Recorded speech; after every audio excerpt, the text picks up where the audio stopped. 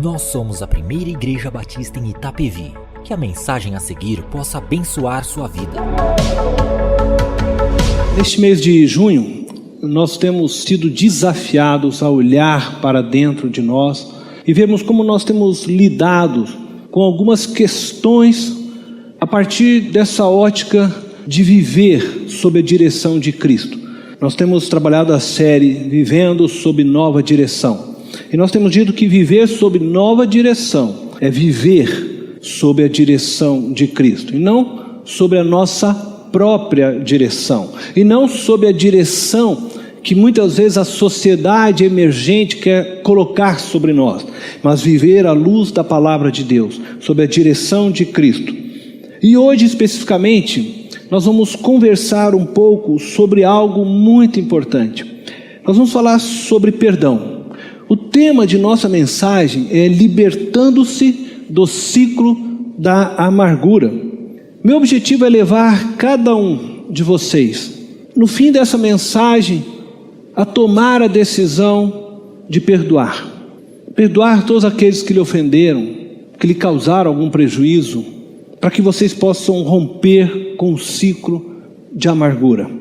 O texto que nós vamos estudar nesta noite está na carta que Paulo escreveu à igreja de Éfeso, Efésios capítulo 4. Nós vamos, na verdade, meditar sobre o texto 31, 32, mas antes de chegar nesse texto, eu gostaria de ler com vocês Efésios capítulo 4, verso 1 ao 3. E a leitura deste início de capítulo, ela se faz para nós entendermos o contexto do que Paulo está dizendo depois, lá já no verso 30 e pouquinho que nós vamos olhar.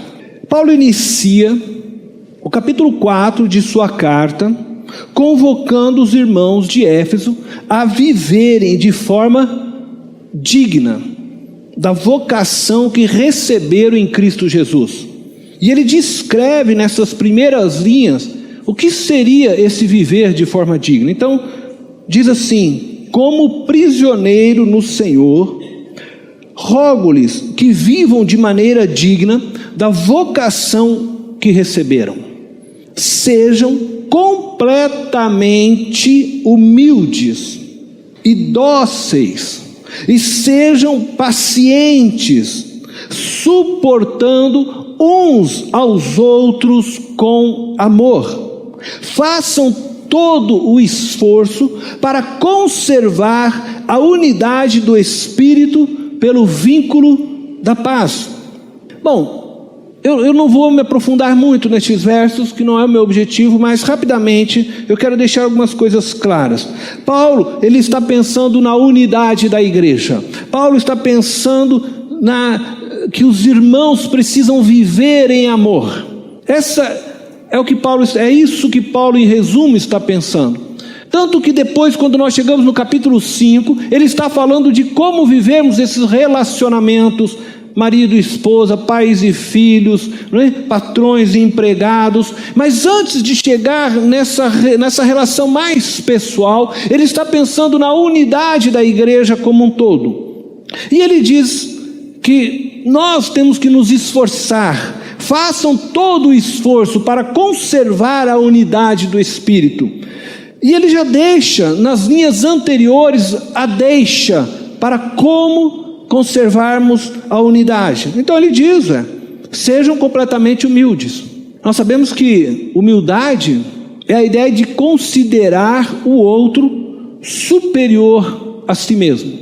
Eu sempre devo olhar para o outro e pensar que o outro é superior a mim. Eu nunca devo olhar e me achar melhor que o outro. Humildade começa desse procedimento onde eu me faço menor. E ele diz, além de ser humilde, para que sejamos dóceis. Dóceis significa ser gentil. Preste atenção então, dóceis significa ser gentil. Essa ideia e a palavra grega praotes, que é dóceis, ela vem de um termo que significa domesticar. Era a ideia como você domesticar o animal. Uma vez um animal domesticado, ele se torna dócil. Pacientes, Paulo diz, sejam pacientes. Pacientes é a ideia de você jamais ceder ao insulto. É a ideia de você não ser um pavio curto, aquela pessoa que mexeu comigo já explode. Não, cristão tem que ser paciente. O cristão deve sempre buscar não ceder a nenhum insulto. E aí ele diz, e suportarem uns aos outros. E isto está a ideia de tolerar. Porque nem sempre você vai concordar em tudo com o outro, mas você precisa aprender a tolerar o outro.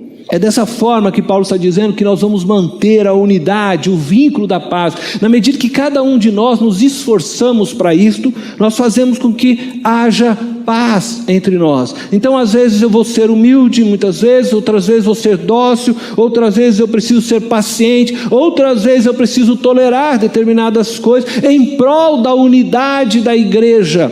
Mas isso não deve ser somente para a vida da igreja. Nós precisamos levar, eu acho que isso além da vida da igreja. Precisamos agir dessa forma e assim mantermos sempre relacionamentos saudáveis. Entretanto, nós não agimos assim.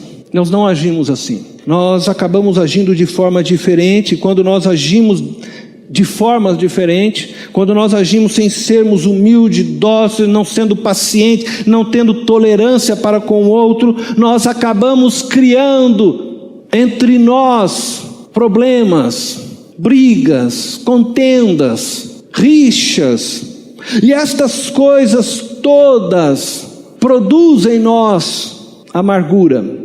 O apóstolo Paulo estava ciente dessa realidade. Por isso ele diz, façam todo o esforço, exige sim de nós esforço, faça todo o esforço, o que depender de vocês, Paulo diz na outra carta, irmã, mantenham a paz. Paulo fala isso, e quando ele escreve esta carta, ele já está preso, e ele já havia passado por uma experiência, onde talvez ele mesmo não foi tão humilde, talvez ele mesmo não foi tão tolerante, e ele chegou numa briga muito séria com Barnabé por causa de João Marcos, e ele já tinha vivenciado tal experiência, e agora ele está orientando a igreja para que ela não caia nisto, porque se nós cairmos nisso, nós vamos entrar no ciclo da amargura.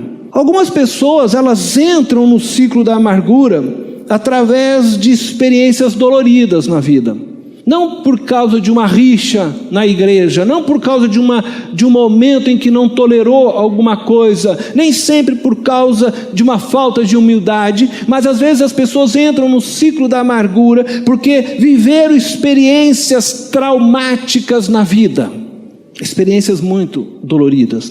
Pode ter sido a perda de um ente querido, a perda de uma mãe, de um filho, pode ter sido violentada, fisicamente agredida pelo marido, às vezes violentada até mesmo sexualmente, e essas marcas, essas dores ficam no coração e joga essa pessoa para este ciclo de amargura. Você sofre uma dor, existe uma situação que foi criada, uma situação oportuna, você sofre uma dor, você sofre uma agressão, isso produz então em você dor. Uma vez que você sofreu essa dor, você foi agredido, caluniado, violentado, você sofre essa dor, você opta por guardar a dor. Isso faz com que haja amargura no teu coração. Você começa a gerar dentro do seu coração um sentimento, muitas vezes, de vingança, de retaliação por aqueles que causaram em você uma dor. Ou talvez você vai gerar um sentimento de se afastar, de se esconder, de fugir. E talvez numa situação oportuna, você pega essa dor que agora está aqui, sabe, num sentimento desejoso de pôr para fora, e você agride alguém, você grita, você calunia, você fere, porque você foi ferido, aí você fere outro, e aí começa outro ciclo, você faz um ciclo, talvez na vida de outra pessoa, você dá continuidade no seu próprio ciclo. Muitas vezes, pais transferem suas dores para os filhos. Sabe aquela história? O pai não foi amado na infância, não consegue amar o filho e vai reproduzindo a mesma coisa. Ou alguém que foi violentado na infância e que acaba novamente fazendo e reproduz, e aí gera esse ciclo novamente. Você ouve muitas histórias de pessoas que são pedófilas, pessoas que se violentaram, que você vai ver, elas foram também feitas, e agora elas estão fazendo exatamente a mesma coisa. Elas guardam, uma hora, numa situação oportuna, elas liberam aquilo de maneira errada, e elas ferem outras, e começa-se um ciclo, que a gente chama aqui então, ciclo da amargura. Paulo está tratando disso nessa carta. Então ele diz que nós temos que mantermos, como ele falou, humildes, dóceis, para que nós não caiamos nisso. Mas às vezes, como eu disse, nós entramos nisto, nem sempre desta forma. Às vezes não tivemos escolhas, e alguém nos feriu de tal forma que nós acabamos alimentando isto. É comum você ouvir pessoas que sofreram grandes traumas, fazerem perguntas como: onde estava Deus quando eu fui violentado? Onde estava Deus quando meu filho foi ferido por uma bala perdida? Onde estava Deus? Essa é a pergunta que muitas pessoas fazem diante de traumas e dificuldades. Por quê? Se Deus é poderoso, por trás dessa pergunta é essa que ele está fazendo na verdade. Se Deus é poderoso, por que não curou minha mãe, meu filho, minha filha? Se Deus é poderoso, por que Ele não evitou que eu tivesse que passar por uma enfermidade tão grave, por uma experiência tão traumática na minha vida? Ora, se Deus é poderoso, por que não fez? Talvez a pergunta seja: e se Deus é amoroso? Afinal, Deus não é amor? E por que Ele permitiu que eu fosse violentado? Deus não é amor? Por que Ele permitiu que o meu filho morresse? Deus não é amor? Por que isso? E nós começamos a indagar: onde estava Deus quando eu gritei por Ele por socorro? Eu quero dizer para você que Deus estava lá com você, com certeza. Diante da sua dor, diante do seu sofrimento, diante daquele momento mais difícil da sua vida, Deus estava lá. E talvez diante de toda a dor que você sentia, diante de toda a dificuldade, o trauma que você estava vivendo, você talvez não conseguisse enxergar a presença de Deus naquele lugar, mas Deus estava lá, porque Deus nos promete que está sempre presente. Entretanto, talvez você me pergunte então, se Deus estava lá, por que, tendo Ele poder, por que, sendo Ele amoroso, Ele não me tirou e não me livrou daquilo, e me permitiu hoje ter a minha alma angustiada? Porque Ele me permitiu viver dessa forma, carregando agora essa dor dentro de mim. Essa é a pergunta que muitas pessoas fazem. E eu acredito que se Deus pudesse sentar com você e você pudesse ouvir Deus falar claramente, Deus ia dizer para você: filho, filha, eu estava lá. Eu estava lá. Eu vi o que aconteceu. Eu vi a sua dor, eu vi seu grito, eu chorei junto com você. Eu gritei naquele momento por você, eu clamei por você naquele instante. Mas tudo que lhe sobreveio, tudo que vem a nós de mal, não é porque Deus nos quer que nós vivamos isso, não é porque Deus não tem poder, ou porque Deus não é amor. Pelo contrário, todo esse mal vem porque nós, homens, escolhemos o caminho errado. Desde o Éden, Deus chegou para o homem e disse para o homem: olha, eu fiz esse paraíso para você, cuide dele, cuide dele. A única coisa neste paraíso é que você não deve comer do fruto daquela árvore. Tudo você pode comer aqui, mas daquela árvore você não coma, do fruto do bem e do mal, do conhecimento do bem e do mal, porque certamente quando você comer deste fruto você vai morrer. E o homem exatamente escolheu isto. Poxa, Deus disse que eu não devo comer porque certamente eu vou morrer, mas o homem foi lá e comeu do fruto do bem e do mal. O que o homem estava fazendo na verdade é dizendo para Deus, porque é uma forma figurada de Deus dizer para nós: viva debaixo dos meus caminhos, viva debaixo da minha palavra, eu sustentarei vocês, eu cuidarei de vocês, eu vou estar sempre por perto de vocês. Mas o homem escolheu determinar o que é bom para si, o que é mal para si. Deus diz: não coma do fruto desta árvore, do bem e do mal. Aí o homem diz: não, eu vou escolher o que é bem e o que é mal para mim, pode deixar comigo, eu vou determinar meus caminhos daqui em diante. O comer do fruto do bem e do mal é o homem chamar para si mesmo a responsabilidade da vida. e ele se desconecta de Deus. Deus diz: certamente você vai morrer, porque se você escolher ser autônomo, se você escolher viver na autossuficiência, no autoconhecimento, você está escolhendo viver fora da minha vida. E o homem optou por isso. Deus deu ao homem o paraíso, mas o homem disse: eu não quero o teu paraíso, eu vou criar o meu próprio paraíso, eu vou determinar o que é bom e o que é mal. E o homem cria um caos, e nós vivemos hoje nesse caos. O mal que nos sobrevém é pela escolha um dia feita errada, e que hoje nos atinge, e nos fere, e nos causa dor, mas não era plano de Deus, não era vontade de Deus. Entretanto, Deus deixou que o homem fizesse a sua escolha, e Deus tem respeitado esta escolha do ser humano. E nós vivemos sim, muitas vezes afligidos pelo mal. Muitas vezes Deus nos agracia e nos visita em nosso clamor, mas Deus respeita a escolha feita pelo homem no Éden.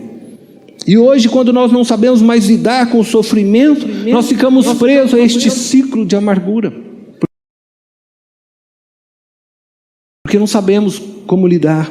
Eu vou pedir que coloque para mim o próximo slide, por favor. Este homem, Nelson Mandela foi um grande líder. Vocês devem saber a história um pouco de Mandela, da África do Sul. Nelson Mandela ficou de 1948 até 1994 preso.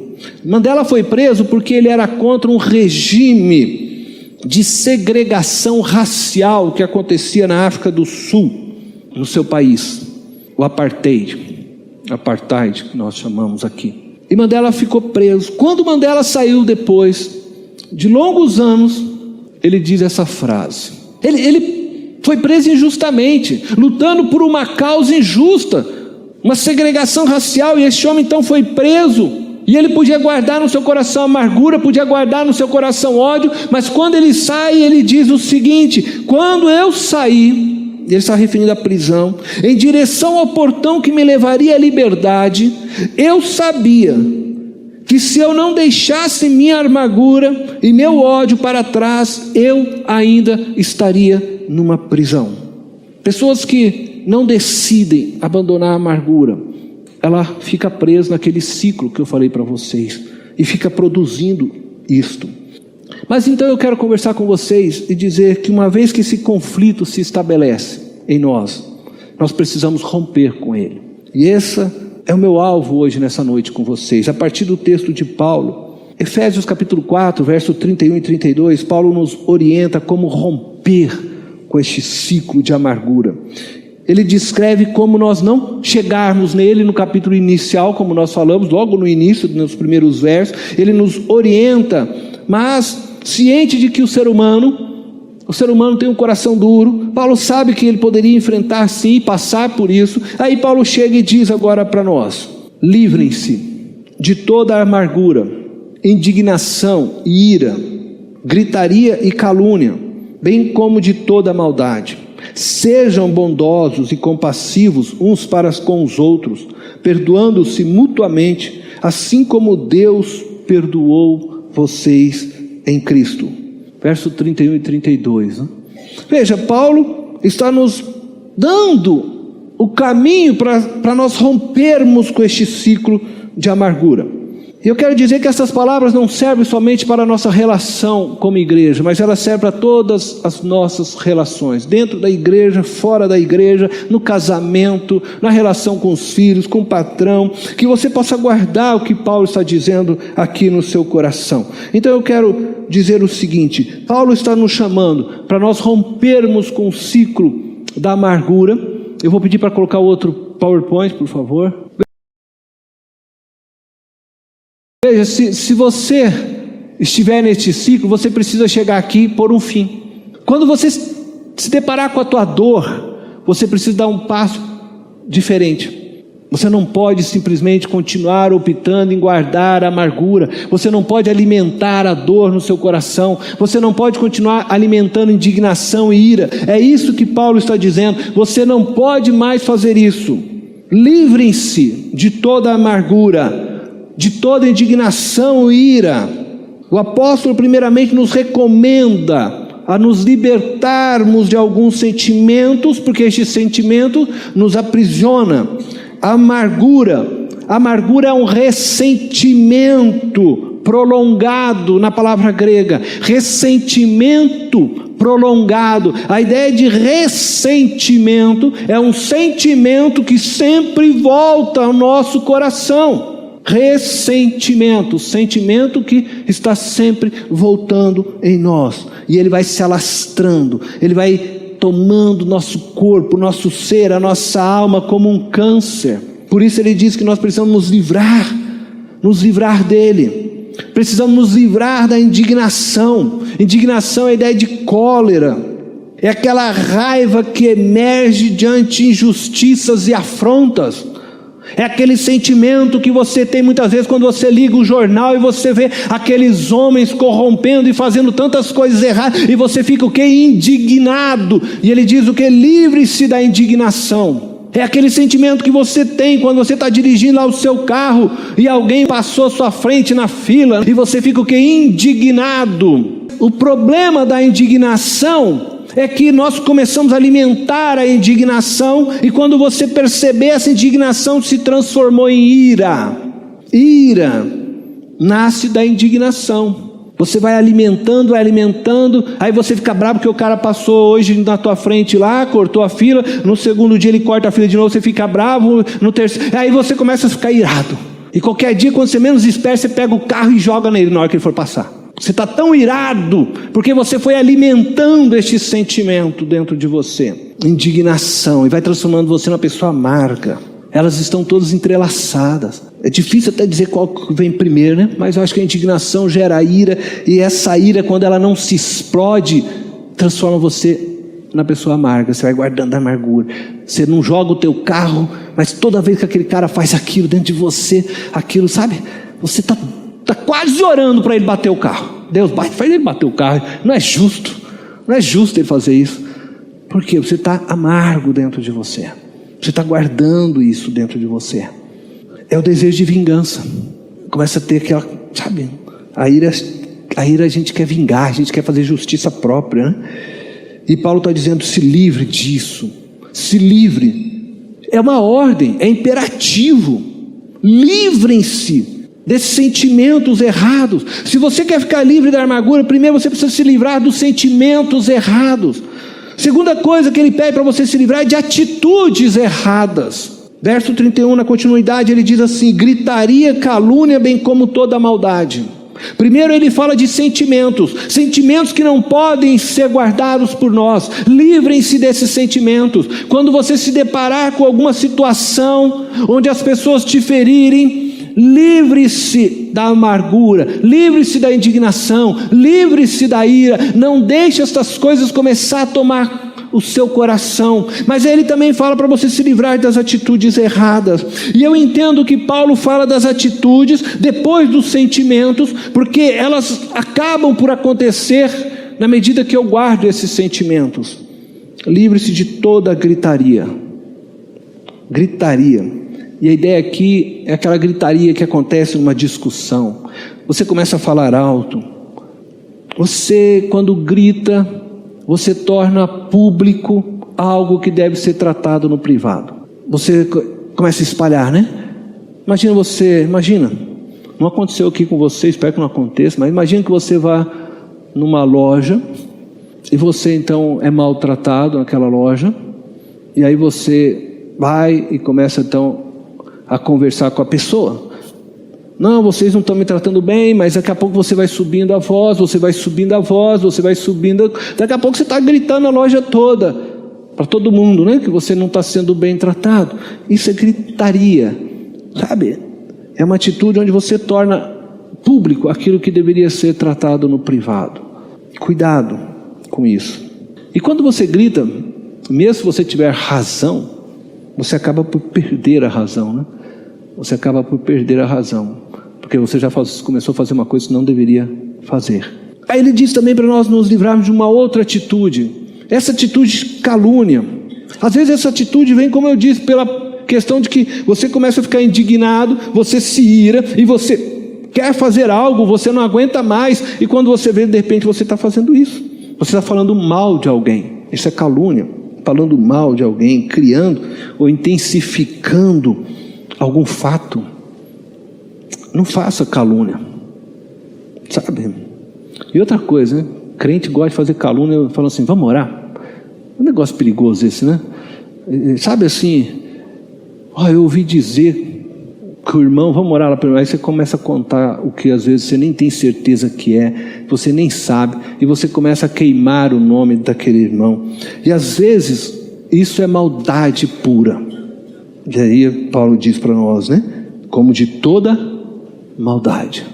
Sabe o que é maldade? Maldade é essa coisa de você querer intencionalmente, que há um propósito sim no coração de queimar o filme do outro. Você quer queimar mesmo o filme do outro. Isso é maldade. Tem pessoas que chegam a isso. E ele está escrevendo aos irmãos da igreja para que eles não vivessem isso. Então, uma vez que ele diz para eles, vocês precisam se livrar de sentimentos errados, vocês precisam se livrar de algumas atitudes erradas, porque é dessa forma que vocês vão conseguir parar este ciclo da amargura. Então ele aponta um novo caminho para nós vivermos o ciclo do amor. Eu me livro da atitude errada, eu me livro dos sentimentos errados, e aí eu preciso agir de forma digna da minha vocação, como ele falou lá no início. Eu preciso agir de forma digna. Então ele nos chama agora para sermos o quê? Bondosos e compassivos uns para com os outros, perdoando-se mutuamente. Paulo mais uma vez usa o imperativo, é uma ordem, sejam bondosos. A palavra bondosos, ela vem do grego krestos, que é uma disposição mental pela qual eu me conecto na dor do outro, eu me coloco no lugar do outro, eu me ponho em posição do outro. E quando eu faço isso, quando eu olho para o outro e percebo que a luta, que as dificuldades, que as preocupações dele é a minha, porque eu me coloquei no lugar dele, eu ajo diferente. Isto é, quando eu tomo aquilo como parte de mim mesmo, eu ajo diferente, porque aí eu vou entender o outro. Eu preciso me pôr, essa atitude de alguém que é bondoso. Então, você quer ver atos de bondade prático, né? Alguém desce de um carro, por exemplo, e essa pessoa está carregada lá de peso, ela não está conseguindo, e você se coloca no lugar dela, você vê e fala, puxa, aquela pessoa não está conseguindo carregar tudo aquilo, está difícil. O que você faz? Você vai ajudar, porque você se colocou no lugar dela, você viu que ela está numa dificuldade, e se fosse você gostaria também de receber uma ajuda, então você vai e ajuda. Atos de bondade, eles nascem disso. É quando eu me ponho e me olho no lugar do outro, como se fosse meu problema. Então eu tomo uma atitude. Seja compassivo. A compassividade está ligada com a compaixão, né? Ter compaixão, né? É a decisão de olhar também para o outro com os olhos de misericórdia. Eu penso que eu sou compassivo quando eu busco conhecer a história do outro. Você já viu aquela história, né? Eu falei isso na quarta-feira aqui. Às vezes a gente acha uma pessoa muito chata, né? Aquele irmão é chato, hein? Ô irmãozinho chato de Deus. Só que aí você começa a conversar com aquele irmãozinho e você começa a conhecer a história dele. Aí ele conta um pouco da sua história, da sua vida. Aí você sai de lá e fala, puxa, eu imaginava uma coisa diferente dessa pessoa. Ela deixa de ser chata, não é porque ela mudou, é porque você entendeu a história dela. E às vezes nós saímos por aí, né, sem conhecer as histórias um dos outros. E ele está dizendo, seja compassivo, tenha misericórdia, sabe? Vai conhecer a história das pessoas e você vai ver o quanto elas têm, sabe, de humanidade dentro delas, que às vezes nós não conhecemos. Talvez aquela pessoa também olhe para você e ache você chato, e talvez ela também não conheça a sua história. E ele diz, perdoando-se mutuamente, perdoando-se mutuamente. O verbo está no particípio grego, que significa que eu preciso perdoar sempre, é um ato contínuo. Isso reforça as palavras de Jesus, quando ele diz perdoar 70 vezes 7. No nosso português seria o gerúndio, né? Perdoando, né? Perdoando, você vai vivendo perdoando, tá? Eu vou pedir para colocar para mim o slide onde está escrito lá, ciclo do amor. Agora vamos olhar um pouquinho isso aqui. Porque então eu estava aqui, ó, esse aqui me prendia lá no ciclo da amargura. Mas quando eu opto, como eu falei para vocês, em vez de eu alimentar a amargura, como a gente falou lá, em vez de eu ficar guardando ira, amargura, indignação, eu faço uma opção pela cura. Eu falo, não, eu não quero continuar nesse ciclo, eu vou romper com isso, eu mudo a trajetória, eu vou optar pela cura. E aí eu vou agir exatamente como nós falamos. Paulo está dizendo, eu vou ser bondoso, compassivo, eu vou perdoar, vou tomar uma decisão de perdoar. Sabe, quando eu tomo essa atitude, eu entro no ciclo do amor. Eu rompo com aquilo, eu vou fazer o que Paulo disse, eu vou me livrar daqueles sentimentos, eu vou me livrar daquelas atitudes erradas, e eu vou agora agir diferente. E isso é uma escolha que eu e você fazemos. Não é uma questão de você sentir. Nós gostamos muito dessa coisa de sentir. Eu quero sentir. Se eu sentir vontade de perdoar, eu perdoo. Você não vai perdoar nunca. Se eu sentir vontade, não, você tem que simplesmente tomar a atitude, a escolha de fazer o que é certo. Eu vou ser bondoso. A pessoa me feriu, a pessoa me amargurou, mas eu não vou mais guardar isso. Eu vou agir com ela com bondade. Eu vou ser compassivo, eu vou ter misericórdia, eu vou procurar conhecer um pouco mais essa pessoa, entender sua história e saber o que levou ela a fazer talvez uma calúnia contra mim, o que fez com que ela fizesse atitudes assim contra mim. Eu vou perdoá-la. E aqui eu quero abrir um parênteses para dizer o que é perdão. Perdão é uma atitude intencional de quebrar com o ciclo da amargura. Uma atitude intencional. Perdão não é questão de sentir. Perdão é assumir o prejuízo.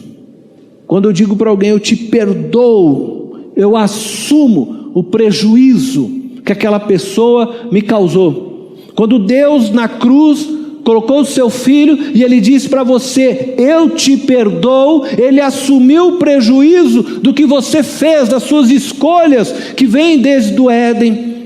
E tal foi o prejuízo, que ele precisou ir numa cruz morrer por você. E dessa forma, eu e você, hoje, não mais precisamos morrer, porque agora nós estamos ligados a Deus, porque Cristo na cruz morreu por nós.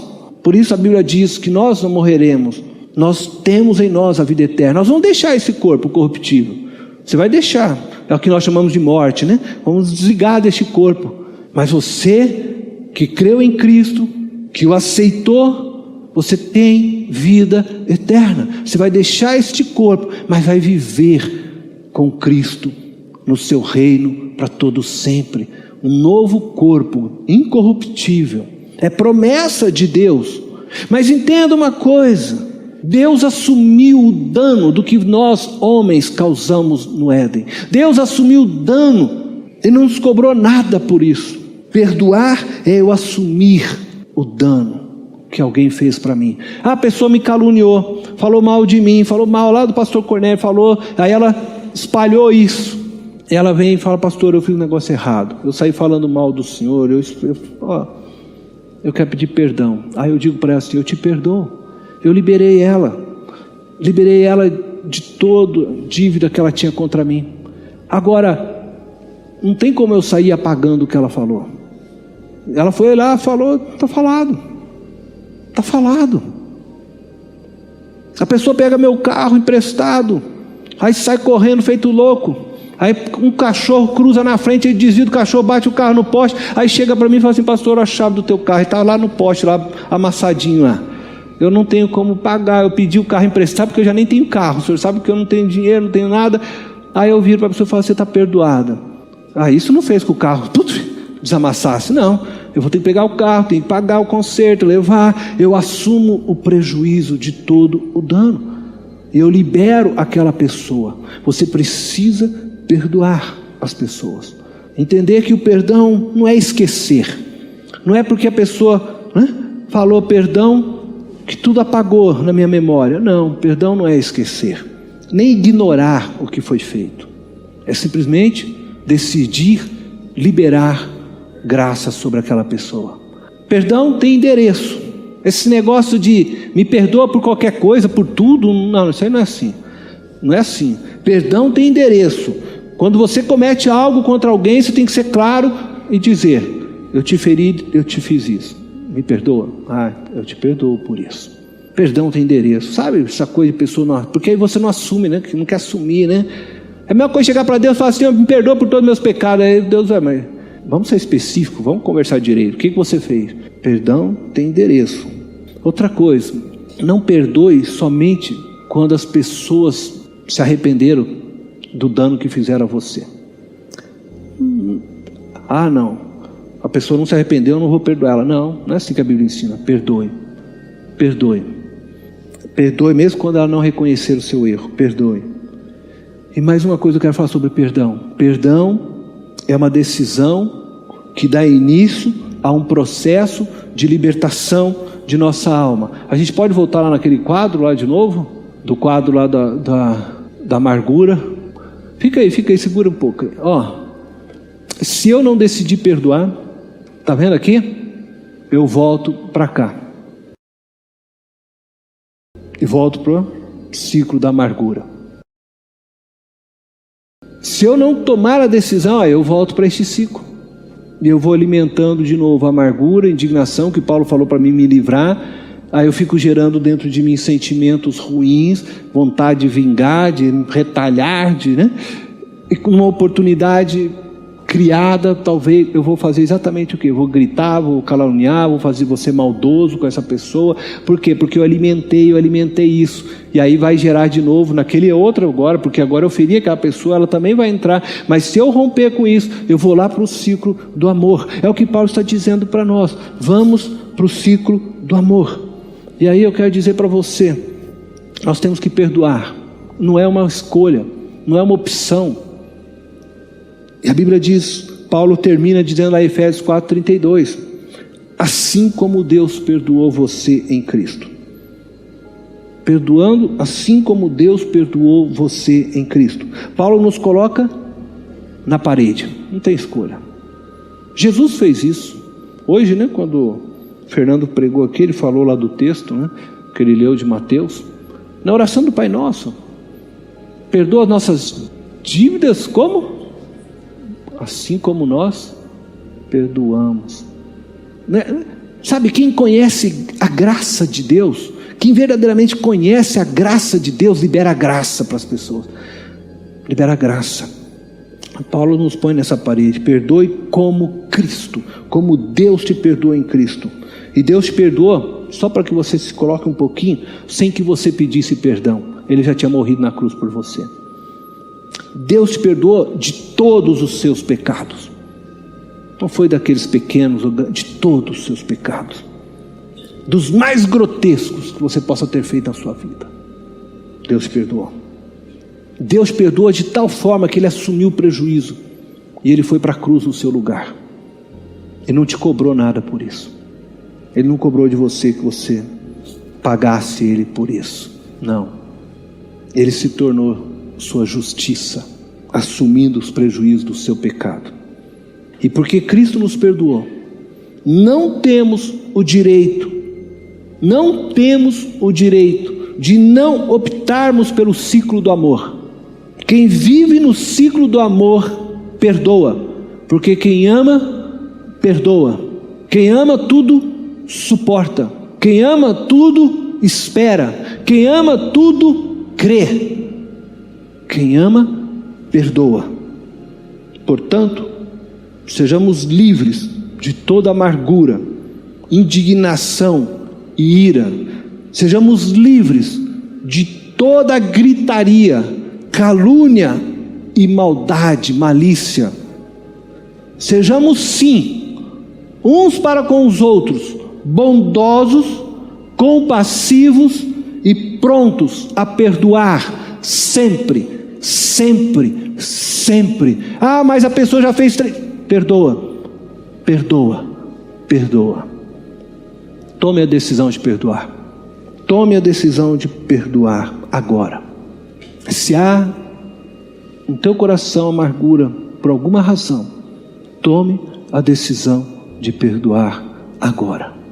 Se você guarda amargura com relação a Deus, porque você acha que Deus não estava lá quando você precisou, você não conheceu Deus de uma maneira tão profunda, porque Ele estava lá. Ele estava lá. Perdão não é fruto de um sentimento, mas é um processo. Guardem isso, é um processo, é o início. Não é porque eu perdoo que apagou da minha memória, que agora eu não sinto mais nada. Não, eu tomei a decisão e dei início a um processo de cura na minha própria vida. Quem perdoa traz cura a si mesmo. É um início de um processo. Tomar a decisão de perdoar é o início de um processo de cura para aquele que tem guardado no coração a ofensa. É uma decisão daqueles que amam. Feche os teus olhos. Quem sabe você está aqui, você tem vivido nesse ciclo, preso a esse ciclo da amargura. Não sei qual a razão. Talvez você se encontre neste ciclo, como eu disse, porque se sentiu ferido por alguém. Quem sabe alguém gritou, quem sabe alguém caluniou você, quem sabe alguém te roubou, te traiu, te feriu. Ou quem sabe você se encontra neste ciclo porque você viveu um trauma na sua vida que você não soube lidar e você guardou isso dentro do seu coração. Você não enfrentou isso, você não dialogou com Deus da maneira que deveria e você está guardando isso. Eu quero pedir para que hoje você tome uma decisão na sua vida de pôr fim a este ciclo e liberar e entrar no novo ciclo, o ciclo do amor. Que você possa perdoar a quem você precisa perdoar. Que você possa tomar essa decisão. Não é uma questão de sentir, mas de dizer: eu decido perdoar, Senhor. E eu vou daqui para frente ser compassivo, bondoso com essa vida. Seja quem for ela, seja o que ela te causou, você toma essa decisão.